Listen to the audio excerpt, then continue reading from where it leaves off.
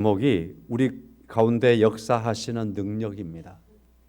그런데 오늘 본문의 말씀을 가만히 읽어보면 우리 가운데 역사하시는 능력이신 하나님을 의지해서 하나님 앞에 사도 바울이 기도하고 있는 기도 내용이에요.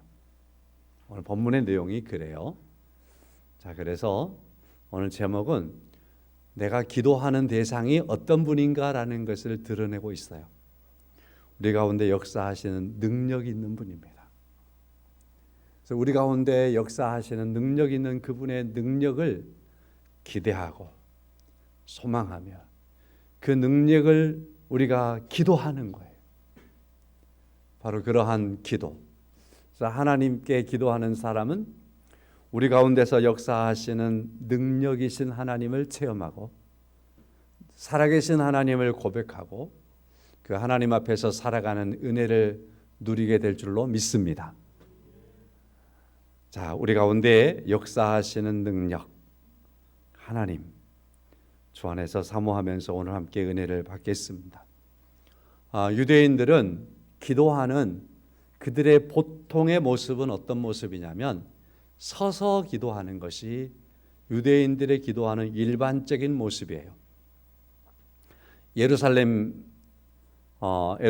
주후 70년에 디도 장군에게 함락이 되고 예루살렘이 성벽들이 다 무너져 버려요. 성전도 무너지고. 근데 서쪽에 일부 벽이 남아 있었어요. 유대인들은 그때부터 흩어진 다음에 한 1900년 이상 1900년 동안 흩어져 있는 그런 민족이 되고 유대인들이 회복하는 거예요. 지금부터 한 60여 년, 70년 전에 회복하고, 자, 그리고서 이제 유대인들이 그 예루살렘 성벽 남아 있는 곳, 서쪽 벽 그곳을 통곡의 벽이라고 부르는 겁니다. 통곡의 벽. 거기서 서서 기도해요. 간절한 기도를 서서 해요. 그래서 이 통곡의 벽을 가보면 세계 많은 사람들이 성지순례 겸해서 오지만 유대인들이 그 자리를 많이 지키고 있어요. 서서 기도하는 모습들을 볼 수 있습니다. 그래서 유대인들은 기도하는 보통의 모습이 서서 기도하는 건데 오늘 본문의 말씀에 보면 사도 바울이 14절 말씀에 이러므로 내가 하늘과 땅에 있는 각 족속에게 이름을 주신 아버지 앞에 무릎을 꿇고 기도한다. 이렇게 표현하고 있습니다. 그래서 이 말씀은 유대인들이 볼 때에는 우리들은 보통 이제 무릎을 꿇고 기도하는 건 우리에게 그렇게 생소한 건 아니에요. 그러나 유대인들은 이 말이 굉장히 생소한 거예요. 유대인들은 이 말은 특별한 기도예요. 그래서 성경을 통해서 우리가 이렇게 무릎을 꿇고 기도했던 그러한 독특한 모습들을 보면 성경에 이런 모습들이 있습니다. 솔로몬은 우리가 그 매일 성경을 하고 하면서 보잖아요. 그리고 이제 수요일 저녁에도 보고 그런 과정 속에서 열왕기서를 보면 솔로몬이 성전을 건축하고서 여호와 하나님 앞에 헌당할 때 무릎을 꿇고 기도하는 거예요. 특별할 때 무릎을 꿇는 거예요. 스데반 집사님이 순교당할 때 무릎을 꿇고 순교를 당하는 걸 볼 수 있어요. 베드로가 다비다라고 하는 여인 그 시체를 놓고서 하나님 앞에 기도할 때도 무릎을 꿇고 기도하는 걸 볼 수 있습니다.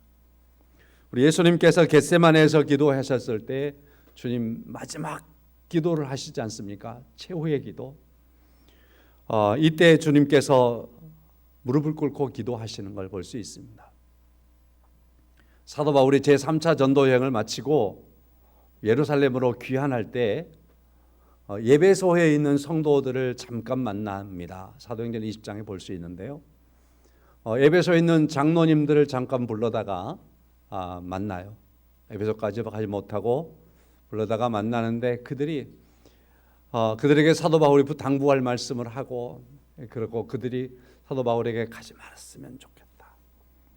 그런 얘기들이 오고 갈 때 사도 바울이 이번에 예루살렘에 가면 스스로도 아는 거예요. 많은 어려움이 있을 거라는 것. 심지어는 자신이 죽음에 노출될 수도 있다라는, 죽임을 당할 수도 있다라고 하는 그러한 상황까지 사도 바울이 아는 거예요. 그래도 자신이 해야 할 일이기 때문에 예루살렘을 향해서 발걸음을 옮기려고 할 때에 예배소 장로님들과 함께 무릎을 꿇고 하나님 앞에 간절히 기도하는 걸 볼 수 있습니다. 그러니까 오늘 본문의 말씀에서 사도 바울이 무릎을 꿇고 기도한다, 현재형으로 쓰고 있어요. 현재형으로. 나는 지금 무릎을 꿇고 기도하고 있습니다. 얼마나 간절히 지금 기도하고 있는가 하는 것을 보여주고 있는 그런 말씀에, 우리가 그냥 이런 의미들을 모르고 그냥 무릎 꿇고 기도했으니까 보통 기도했나 보다 이렇게 지나칠 수 있는데 그렇지 않습니다. 오늘 사도 바울은 지금 무릎을 꿇고 정말 하나님 앞에 기도하는 거예요. 근데 그가 이처럼 하나님 앞에 무릎을 꿇을 수밖에 없는 건 하나님이 어떤 분인가를 알기 때문이에요. 그는 이렇게 말합니다. 14절에 내가 하늘과 땅에 있는 각 족속에게 이름을 주신 아버지 앞에 무릎을 꿇었습니다. 다른 어떤 자기를 굴복시키려고 하는 누구에게 비굴하게 무릎 꿇은 게 아니고, 사도 바울이 꿇는 무릎은 하늘과 땅에 있는 모든 족속에게 이름을 주신 아버지 앞에 내가 무릎을 꿇었다. 그 하나님 앞에 무릎을 꿇고 기도한다라고 말씀을 하고 있는 겁니다. 창세기 2장의 말씀에 가보면 하나님께서 세상을 창조를 하시고, 그 다음에 창세기 2장에서는 사람을 지으시고, 아직 하와가 지어지기 전이에요. 아담에게, 아담 앞으로 모든 동물들, 날짐승들이 아담 앞에 지나가게 하는 거야. 아담 앞에. 그리고 하나님께서 아담을 보시면서 뭐 하는가 보자, 어떻게 하는가 보자, 그렇게 하면서 아담을 지켜보고 있는 겁니다. 창세기 2장 19절, 여호와 하나님이 흙으로 각종 들짐승과 공중의 각종 새를 지으시고 아담이 무엇이라 부르나 보시려고 그것들을 그에게로 이끌어 가시니 아담이 각 생물을 부르는 것이 곧 그 이름이 되었더라. 이름이 되었더라. 이렇게 말씀하고 있습니다. 하나님께서 아담을 가만히 보고 계시는 거예요. 여러분, 우리 아이들을 할아버지들 많이 계시죠? 요즘은 제 친구들도 이제 할아버지가 됐더라고요. 여러 친구들이. 얼마나 자랑하는지 몰라요. 제가 보기에는 별거 없죠. 내 손자가 아니니까. 그들에게 있어서는 언젠가도 말씀을 드렸지만 동영상 보고서 깔깔깔깔거리고 좋아서 얼굴 보면은 막 그 기쁨이 넘치고 행복해 하더라고요. 그 손녀들이 남이 볼 때는 별것 아니지만 자신들이 볼 때는 그 아이들이 손짓 하나 발짓 하나 하는 거, 눈짓 하나 하는 거, 행동하는 거, 걸어가는 거, 아장아장하는 거, 이제서 아장이지만 그래도 할아버지가 볼 때 그게 볼 때 얼마나 행복한 거잖아. 하나님께서 아담을 지어 놓으시고 아담이 어떻게 하는가 보시는 거예요. 사랑하는 성도 여러분, 하나님께서 여러분과 저를 이 땅에 보내시고 하나님은 여러분과 제가 성숙하든 성숙하지 않든 그것 보지 않습니다. 하나님이 우리를 사랑하시는 사랑하심 안에서는 그 사랑으로 우리를 볼 때 우리가 뭐 하나 보시고서 우리가 건강하게 지혜롭게 그 무엇 하나를 하면 하나님은 그걸 통해서 기뻐하시고 영광을 받으시는 줄로 믿습니다. 여러분과 제가 오늘을 살아가는 삶에 있는데 그 삶 속에서 항상 기뻐하라, 쉬지 말고 기도하라, 범사에 감사하라, 이런 하나님의 뜻을 우리가 알고 그 하나만 우리가 이루어가기 위해서 한 걸음 뛰고 한 행동을 할 때마다 하나님은 그걸 보시고 기뻐하실 줄로 믿습니다. 하나님이 너무 좋아하실 것 같아. 그렇지 않습니까? 아담 앞에 아담 이제 막 지어놨는데 세상에 있는 모든 건 다 이름이 없어요. 이름이. 그것들을 다 아담 앞에 지나가게 하시는 거예요. 아담이 그걸 보고서 아담이 일컬는 것은 이름이 되는 거예요. 이름이 되는 겁니다. 그런데 오늘 본문의 말씀에서는 하늘과 땅에 있는 모든 족속에게 이름을 주신 이는 아담이라 하지 않고 하나님이라고 말씀을 하십니다. 자, 그러므로 저는 하나님께서 아담에게 충만하셔서 하나님의 뜻과 하나님의 의지에 합당하게 그 모든 것에 이름을 주었다고 생각합니다. 그래서 이것은 하나님께서 주신 이름이에요. 자, 그렇다고 한다면 이름이라고 하는 것을 주는 이가 누굽니까? 오늘 사도 바울이 하나님에 대한 명칭을 아버지라고 써요. 아버지. 이 땅에 우리가 자녀들이 태어나면 부모가 자식에게 이름을 지어주는 거 아니겠습니까? 그렇죠? 하나님께서 이름을 주신 분이라고 말하는 겁니다. 그래서 아버지라고 하는 부모의 명칭을 하나님께 사용하고 있는 겁니다. 자, 그런데 하나님이 이 세상 모든 족속, 하늘에 있는 것이나 땅에 있는 모든 족속에게 이름을 주신 하나님이라고 말할 때는 첫째는요, 창조주 하나님이라는 의미가 있는 겁니다. 창조주 하나님.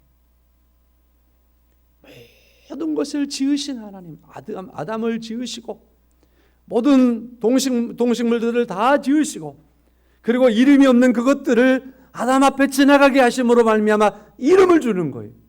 누가? 창조주 하나님께서. 여러분과 저에게 이름을 주신 하나님. 우리들의 이름이 없는 이가 없잖아요. 그래서 그 이름을 생각할 때 우리는 창조주 하나님, 전능하신 하나님, 무에서 유를 지으시고 이끌어내신 하나님,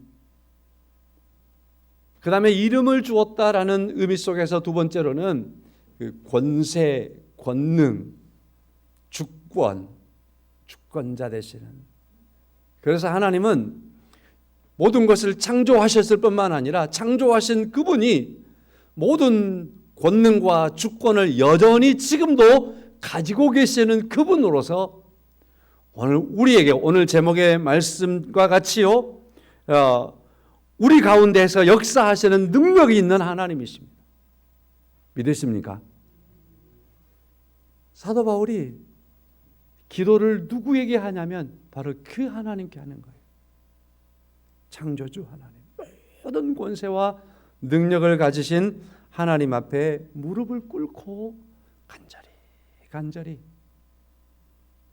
간절히 하나님 앞에 기도하는 겁니다.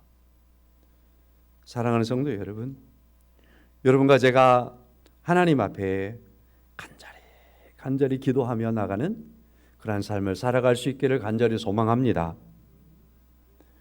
누구에게 무릎을 꿇었느냐? 중요한 문제예요. 누구를 향하여 무릎을 꿇었느냐? 신앙의 기초가 되는 거 아니겠습니까?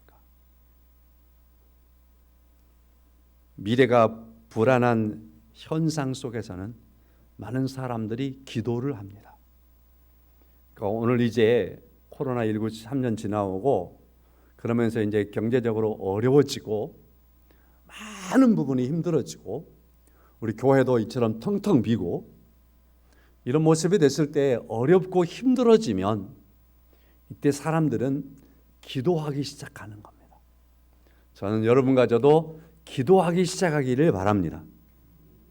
아직도 하는 걸 시작하지 않으면 아직도 버티고 있는 거예요. 하나님 앞에 우리가 기도하기 시작해야 할 시점이 된 겁니다. 항상 기도해야 됐지만 그럼에도 또 우리는 여러 측면에서 방심해 버리잖아요. 그러나 다시 또 기도하도록 하는 그런 시점이 되는 거예요. 그런데 누구에게 무릎을 꿇었느냐, 누구에게 기도하느냐 라는 건 매우 중요하다 이 말입니다. 요즘에 돈벌이를 잘 잘하는 사람들 중에는 이런 부류가 속한다 그래요. 사주와 점을 봐주는 사람들. 사주와 점을 봐주는 업체들도 있다 그래요. 업체들. 사주와 점을 봐주는 그러한 것들의 정보를 주는 유튜브. 이런 부분들이 돈을 굉장히 많이 번대요. 많은 사람들이 무릎을 꿇어야 할 대상을 모르고 있다 이 말입니다. 누구에게 무릎을 꿇어야 되는가 하는 것을 모르고 있기 때문에 엉뚱한 데 가서 묻고 그들에게 자신을 부복하고 그렇게 미래가 불안하니까 그 불안한 미래를 놓고서 묻는다 이 말입니다. 그러나 우리는 분명히 압니다. 창조하신 하나님, 여전히 오늘도 그 능력으로 함께 하시는 하나님, 그분께 성경에 보니까 솔로몬이나 아브라함이나 그리고 바울이나 베드로나 심지어 주님께서까지라도 무릎을 꿇고 그 하나님 아버지께 기도했던 것처럼 우리는 여호와 하나님 앞에 기도하는 바로 이 중요한 사실을 놓치지 않아야 될 줄로 믿습니다. 하나님 앞에 기도하는 것.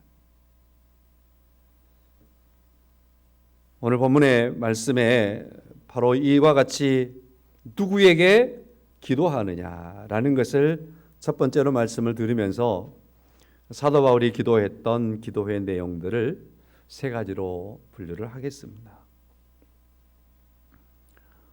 16절 말씀, 17절 말씀에서 보면 영광의 풍성함을 따라 그의 성령으로 말미암아 너희 속사람을 능력으로 강건하게 하시오며 믿음으로 말미암아 그리스도께서 너희 마음에 계시게 하시옵고 그리스도께서 너희 마음에 계시게 하시옵고 이런 기도를 하고 있습니다. 여러분과 제 속사람 안에 하나님의 능력으로 강건케 하시는 은혜가 있기를 간절히 소망합니다. 첫 번째는 그래서 속사람을 강건하게. 고린도후서 4장 16절 말씀에 그러므로 우리가 낙심하지 아니하노니 우리의 겉사람은 낡아지나 우리의 속사람은 날로 새로워지도다 하였습니다. 겉사람이 있습니다. 속에 있는 속사람도 있습니다. 성경은 우리 사람을 겉에 있는 겉사람과 속에 있는 속사람으로 분리를 하고 있습니다. 겉사람은 어떤 물리적인 그러한 몸을 가리킨다라고 말할 수 있습니다. 코로나19는 우리의 몸을 굉장히 많이 상하게 하고 아프게 하지요. 성경의 말씀대로 그래서 우리의 겉사람이 낡아지게 합니다. 겉사람이 아파지게 합니다. 우리 겉사람이 늙어지게 하지요. 겉사람입니다. 코로나는 그래서 물리적인 측면에 우리 몸에 많은 영향을 주고 있다 할 것입니다. 속사람은 우리 내면에 있는 사람입니다. 우리의 존재, 하나님께서 우리를 지으시고 우리를 겉사람이 아니라 우리의 속사람 안에 하나님의 형상을 심으시고 우리와 함께 하시는 줄로 믿습니다. 우리 속사람이 바르게 올바르게 잘 형성되어 있으면 우리 삶의 모양과 삶의 방향이 바르게 서 있다라고 말할 수 있을 것입니다. 우리 속사람은 그러므로 어떻게 하면 강건해질 수 있을까? 우리의 속사람은 무엇으로 건강해지는 것일까? 그것은 하나님께서 우리 안에 거처를 삼고 계심으로 말미암아 내 안에 계시는 성령이 내 안에 계시는 하나님이 우리의 속사람을 건강하게 하실 줄로 믿습니다. 오늘 성경의 말씀에서 바로 이렇게 말씀을 하죠. 16절에 그 영광의 풍성함을 따라 그의 성령으로 말미암아 너희 속사람을 능력으로 강건하게 하시오며 하나님의 영이 우리 속사람을 능력으로 강건하게 하시는 그러한 은혜가 있음을 믿습니다. 그리고 두 번째로는 오늘 기도함 속에서 사도 바울은 18절에 성도들로 하여금 그리스도의 사랑을 알기를 간구를 하고 있습니다. 자, 지난 주간에는 신안군 임자도를 다녀왔습니다. 임자도, 증도 이런 곳들을 다녀왔어요. 우리 오송 장로님께서도 함께 동행을 하셨어요. 제가 하는 말은 그래서 지금 거짓말이 아닙니다 라는 걸 보장을 하실 겁니다. 제가 전부 낱낱이 말할 수는 없지만 진리교회에 대한 말씀을 잠깐 드리겠습니다. 신안 임자도에 가면 진리교회라는 교회가 있습니다. 1950년 10월 4일 이때 6.25지요. 1950년에 6.25잖아요. 48명의 순교자가 이 교회에서 생겨나게 됩니다. 이날 저녁에 수요일 예배를 드릴 때 공산군들이 교회를 들이닥친 겁니다. 예배 드리고 있는 것을 반동분자라고 해서 성도들을 끌고 가서 교회에서 한 3km 남짓 떨어진 곳에서 죽창과 몽둥이로 성도들을 죽였습니다. 그들이 죽이면서 살려주는 조건은 하나 있었습니다. 예수를 배반해라. 예수를 안 믿는다고 해라. 그러면 살려주겠다 그랬는데 한 사람도 목숨을 구걸한 사람들이 없었습니다. 모두가 다 예수를 끝까지 붙잡고 믿음으로 서 있다가 순교를 했던 것입니다. 그래서 제가 설교를 준비하면서 이 부분을 예배에 목숨을 건 순교자들 이런 생각이 문득 들었습니다. 그때 거기에는 이판일 장로라고 하는 분이 있었습니다. 이판일 장로가 있었는데 이분이 순교를 당하신 분 중에서 대표적인 분입니다. 이분이 순교를 당하고 나서 목포에 살고 있는 이분의 아들 이인재 집사가 이 임자도를 이제 수습하기 위한 군인들이 임자도에 난리가 났다니까 들어올 거 아니에요.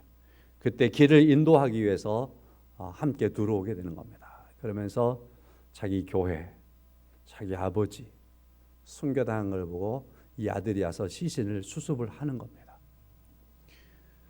그리고서 이제 아버지를 죽였던 성도들을 죽였던 그 사람들 자익 부역자들을 다 잡게 됩니다. 다 잡아놓고서 그들이 이인재 집사에게 총뿌리를 주면서 알아서 해라. 네 아버지를 죽인 사람들이니까 네가 알아서 해라. 총까지 그의 손에 들었습니다. 그런데 갑자기 아버지의 음성이 들렸다 그럽니다. 용서해라. 용서해라. 아버지의 음성으로 이판일 장로 자기 아버지의 음성으로 용서해라 하는 그 음성이 얼마나 강하게 들렸던지 총을 내려놓고 그들을 용서해 주는 겁니다. 그들이 다 살았습니다. 제 기억이 다 안 돼서 인터넷을 통해서 잠깐 정리 좀 했습니다. 가해자들은 모두 살아나게 되고 예수님을 믿게 되었다. 이인재는 마을 이장이 되어서 이장으로 자원해서 살인자들과 좌익 부역자들을 보호해 나섰다. 이인재의 그 용서는 수복 이후에 대한민국 곳곳에서 일어났던 보복 살상이 임자도에서는 발생하지 않도록 했다. 한국전쟁 직전에 임자도에는 13,000명의 사람들이 살았는데 이때 21%, 약 2,700명 이 정도의 사람들이 희생을 당해서 1,300명이 1,000명밖에 안 됐겠죠. 그래도 임자도에는 평화가 찾아온 것은 이인재의 핵폭탄 같은 용서와 화해의 영향력이라고 평가를 받는다. 이인재 집사는 전쟁 후 논 5마지기를 팔아서 좌경 세력이 가장 많았던 지역에 교회를 세우고 그곳에 교회 간판을 붙였다. 그래서 이인재 집사는 또 나중에 목사가 되는 겁니다. 그래서 이 진리교회 목사로 부임을 하게 됩니다. 아버지가 순교당했다. 그리고 그곳에서 목회를 잘 하게 되고 나중에 그의 아들 이성균 목사가 이 진리교회에 또다시 그의 아들이 부임을 하게 됩니다. 지금도 이성균 목사가 그 교회를 목회를 하고 있는 겁니다. 살아있는 현장입니다. 순교의 현장이고, 거기는 두 번째 제가 지금 말씀을 드리고 있는 성도들이 그리스도의 사랑을 아는 것, 18절의 말씀에서 능히 모든 성도와 함께 지식에 넘치는 그리스도의 사랑을 알아. 그리스도의 사랑을 알고 그리스도의 사랑이 실천되었던 현장이 이곳이구나 하는 생각을 충분히 하게 하는 것입니다. 그리스도의 사랑, 그 지식에 넘치는 사랑, 이 사랑을 누가 지식으로 정리해낼 수 있겠어요? 누가 그리스도의 넘치는 사랑을 이렇게 하는 거라고 펜대를 써가지고 그 사랑을 어떻게 기록해 볼 수 있겠어요? 그걸 어떻게 말해서 설명할 수 있겠어요? 그래서 이 지식에 넘치는 이 그리스도의 사랑은, 이 사랑은요, 체험된 사랑, 경험된 사랑, 그가 만난 사랑이 되는 겁니다. 사랑하는 성도 여러분, 오늘 사도 바울이 18절의 말씀에서 말하는 것처럼 모든 성도와 함께 지식에 넘치는 그리스도의 사랑을 여러분과 제가 알기를 소망합니다. 이건 사도의 기도였습니다. 이것은 바로 오늘 교회를 통해서 선포되는 그러한 기도입니다. 18절의 말씀을 우리가 좀 유의해서 볼 이유가 있습니다. 능히 모든 성도와 함께, 모든 성도라는 말이 중요하지 않습니까? 그냥 지식에 넘치는 그리스도의 사랑을 알아 이렇게만 말하지 않아요. 그냥 성도와 함께 지식에 넘치는 이 정도까지 말하지 않아요. 그 앞에 모든 성도와 함께, 예수 믿는 모든 성도와 함께, 오늘 하나님을 믿는 여러분과 우리 모두가 함께 지식에 넘치는 그리스도의 사랑을 알아.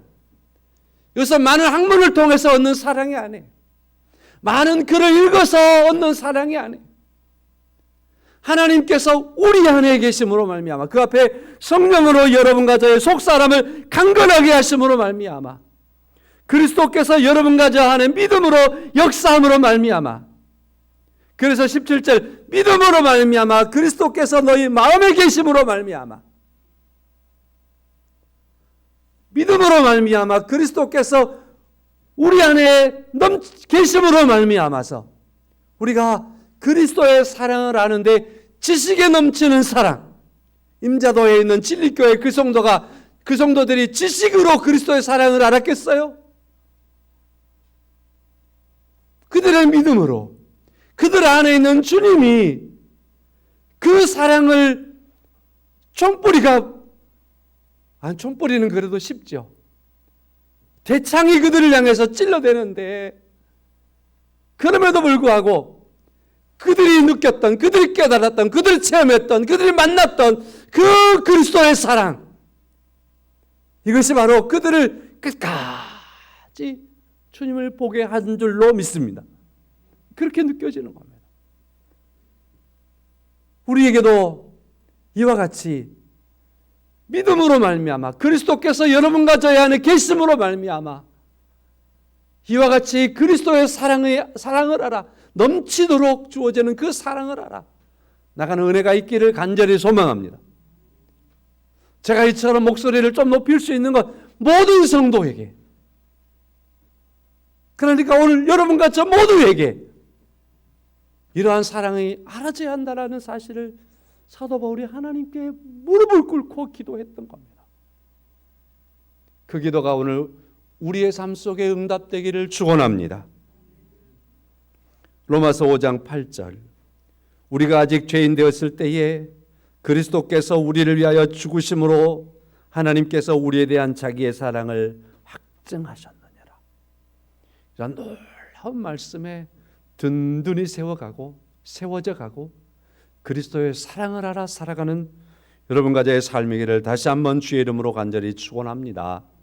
세 번째로는요, 19절의 말씀에서 그 너비와 깊이와 높이와 길이와 높이와 길이가 어떠함을 깨달아 하나님의 모든 충만하신 것으로 너에게 충만하게 하시기를 구한다.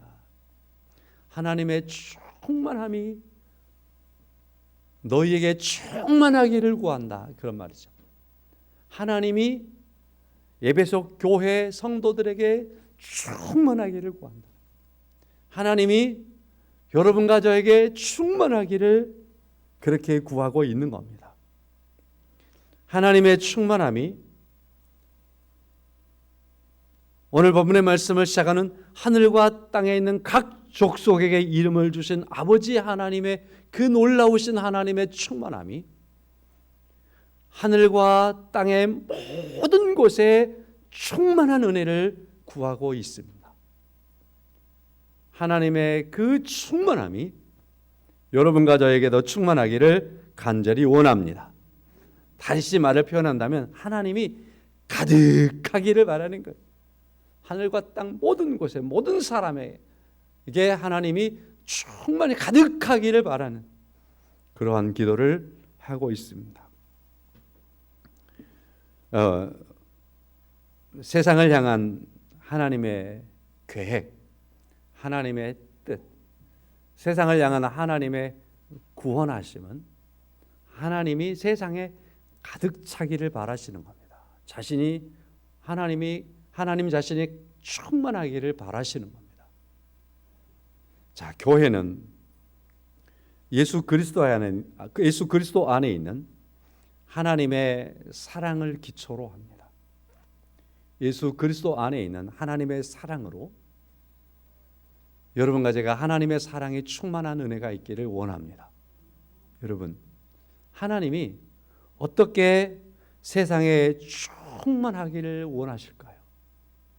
하나님은 어떻게 세상에 충만하실까요? 다시 제가 신한 임자도 소리를 할게요. 이곳에 임자도 그리고 그 옆에 증도 이란 섬들이 있더라고요. 거기에 해설사의 이야기를 이렇게 듣는 중에 이 지역에는 예수 믿는 사람이 80에서 90%는 된다 그래요. 80%에서 90%. 그러니까 열에 9명이 예수 믿는 사람들이에요. 가장 핍박을 많이 받았던 곳, 그죠? 그래서 가장 핍박을 많이 받았기 때문에 가장 약한 교회가 된 겁니다. 가장 힘든 교회가 된 겁니다. 당시에 그랬겠죠. 교회 다닌 사람들, 교회 다니다가 저와 같이 죽었다, 이 정도 말이 아니죠. 교회 다니더만 저 사람들은 집안이 다 망해버렸다. 교회 다니더만 저 사람들은 폐가 망신해버렸다. 교회 다니더만 저 사람들은 저와 같이 전부 다 죽임을 당했단 말이죠. 고개를 살레살레 저었을 거 아니에요. 이게 보통 생각할 때 그랬을 거 아닙니까? 우리 생각해 보면. 자, 그런데 그로부터 70년이 흐른 지금 그 과정 속에서 지금까지 계속 시간이 흘러면서 6.25 이후에도 이 지역의 그 열악한 교회들은 사람들이 보기에 열악했지, 이 교회를 통해서 하나님 자기 사랑을 이 섬 지역에 계속해서 안착시켰던 겁니다. 하나님의 사랑으로 그들을 새롭게 했던 겁니다. 그러니까 이곳 사람들이 90%에 이르는 사람들이 예수 믿는 사람이 된 것 아니겠습니까? 그치요? 성도 여러분, 하나님은요, 세상의 사람들이 볼 때 교회가 지금 코로나19 이후에 지금 엄청나게 약해졌거든요. 교회가 2,000몇 개가 사라졌다나? 그렇더라고요. 정확한 보고 개수는 모르겠어요. 하여튼 그러더라고요. 이게 사라졌대요. 그렇게 많은 교회가 사라졌다. 성도들이 수십만의 사람들이 교회를 빠져나갔다. 교회는 굉장히 한국 사회에서 이제는 약하고 퇴보될 것이다. 이게 일반 사회학자들, 일반 사회학의 영향을 받은 교회학자들, 교회 미래학자들, 이런 사람들이 얘기를 합니다. 그러나 성도 여러분, 분명하게 우리가 합시다. 오늘 본문의 말씀에서도 하나님은 창조주 하나님, 하나님은 능력의 하나님, 믿으십니까? 하나님께서는 이 땅에 하나님의 교회를 세우셨고 그의 아들 예수 그리스도를 보내시고서 그리스도를 교회의 머리라고 말씀하시고 우리를 향해서 그의 몸이라고 말씀하시는 그러한 교회로 삼았습니다. 아마 임자라든지 증도라든지 이런 데 6.25 때는 말이죠. 이 지금 한국 교회보다도 수십 배 더 약했을 겁니다. 뻔하지 않습니까? 아니 수백 배 더 약했을 수 있습니다. 그럼에도 불구하고 하나님께서 이 교회와 함께함으로 말미암아 하나님의 사랑이 이 교회를 통해서 역동함으로 말미암아서 하나님의 놀라운 역사가 일어나게 된 것을 믿습니다. 자, 오늘 본문의 말씀 안에서 능히 모든 성도에게 함께 하시는 지식에 넘치는 그리스도의 사랑을 우리가 알고 너비와 길이와 높이와 그 깊이를 우리가 깨달아서 하나님의 모든 충만함으로 충만하여 가는 그 도구로 내 개인이 쓰임을 받고 우리 교회가 쓰임을 받을 때는 하나님은 훨씬 더 큰 그러한 능력으로 이 세대를 계속해서 새롭게 하고 하나님의 놀라운 역사를 이루어 가시는 은혜를 이루실 줄로 믿습니다.